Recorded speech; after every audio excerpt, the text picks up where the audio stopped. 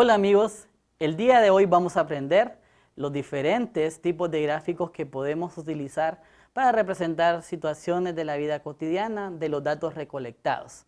Para ello vamos a enseñarles, a mostrarles en la pantalla en orden ascendente, de lo que vamos enseñando desde el tercer grado hasta el octavo grado.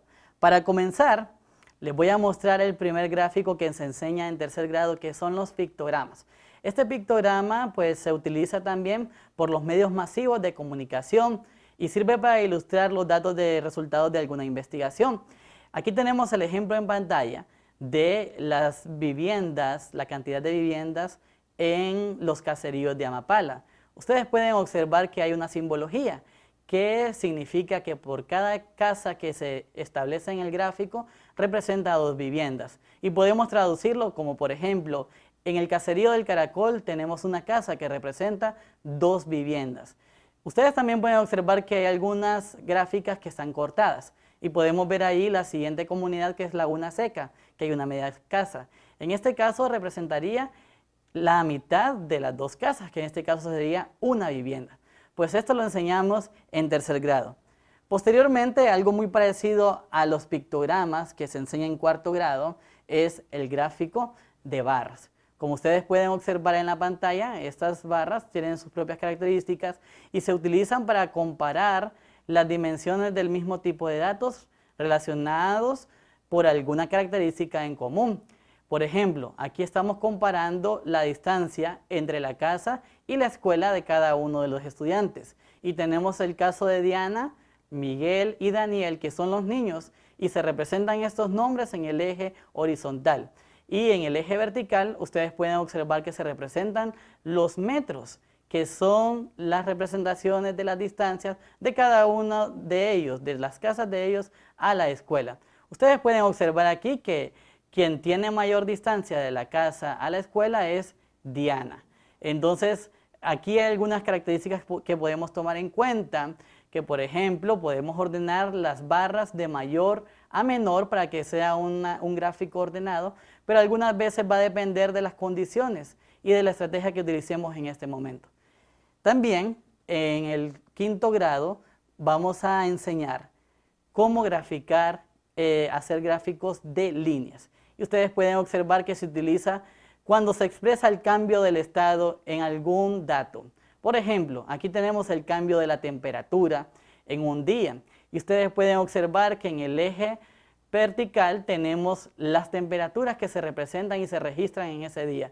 Y en el eje horizontal tenemos las horas en las que se registran. Podemos observar en este gráfico que utilizamos exactamente pues, los puntos donde graficamos y donde encontramos esas temperaturas. En el caso de las 11 de la mañana, estamos viendo ahí que la temperatura que se registró fue de 25 grados Celsius. Y así podemos ver que hay una continuidad. Este gráfico también se puede utilizar para el peso, para la estatura de las plantas, para cambios continuos, donde podamos ver un comportamiento. Entonces, pues este gráfico nos sirve para esas situaciones, para hacer estudios continuos y pues ahí podemos ver que los elementos del eje horizontal siempre están ordenados, pues tienen relación de orden. Siempre en este gráfico vamos a utilizar un orden específico. Aquí va a ser siempre de menor a mayor en el tiempo. Y no necesariamente vamos a empezar del eje horizontal en 0, sino que ustedes observan que empezamos a las 9 de la mañana, después de los 15 grados Celsius. Finalizando estos grados que tenemos, pues vamos a ver en el tercer ciclo el gráfico circular y de faja. Normalmente estos gráficos se utilizan para expresar la proporción entre los datos. Por ejemplo, en el gráfico circular vemos la composición étnica de la población de Honduras y en el gráfico de faja vamos a ver la proporción del uso de la tierra en Honduras. El gráfico circular, el nombre se debe al círculo, a la figura que utilizamos, y lo hacemos en proporción a los 360 grados de la circunferencia. En el caso del gráfico de faja, pues es una faja que se representa en la proporción basado en el 100%. Entonces, veamos aquí en la pantalla el gráfico circular, cómo podemos determinar cuál es la población mayoritaria en Honduras. Y observan que la mayor proporción del círculo es utilizada por los mestizos en un 90%, y en la gráfica ustedes pueden observar de color azul que es el que ocupa la mayor región. Veamos en este caso también el gráfico de fajas, que representa la proporción del uso de la tierra, como en este ejemplo lo estamos mostrando. Ustedes observan que tenemos del 0 al 100%, y observamos que vamos desde los bosques y selvas, que representan un 82% del uso de la tierra, hasta las cosechas permanentes, que representan un 3%. Ustedes observan que la mayor proporción está al inicio y cada vez la proporción va disminuyendo hasta el final. En el 8º grado enseñamos histogramas. Este se utiliza cuando se investiga sobre cuántos datos existen en un intervalo específico, o sea, en la distribución de frecuencias. Por ejemplo, el peso de cada niño.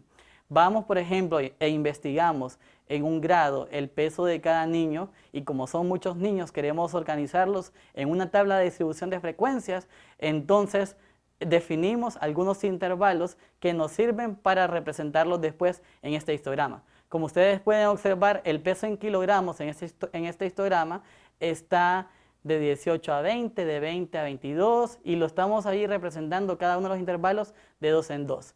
Y la cantidad de niños en el eje vertical. Ustedes pueden observar que 2 niños tienen un peso entre 18 y 20 kilogramos. Ahí tenemos las diferentes barras que representan eso. En el caso de este tipo de gráficos, no compara los elementos independientes como se hacía en el gráfico de barra. Solamente expresa un tipo de datos dividido entre intervalos. Por eso no hay espacio entre las barras como se hacía en el gráfico de barras. Los elementos del eje correspondientes son continuos. Como ustedes pueden observar, ahí tenemos cada uno de los elementos uno tras otro. No hay espacio. Ustedes ven que de 18 a 20, a 22, a 24, no hay ningún espacio que dejemos libre. Bien, amigos, esto ha sido todo por hoy y espero que sea de su utilidad. Muchas gracias.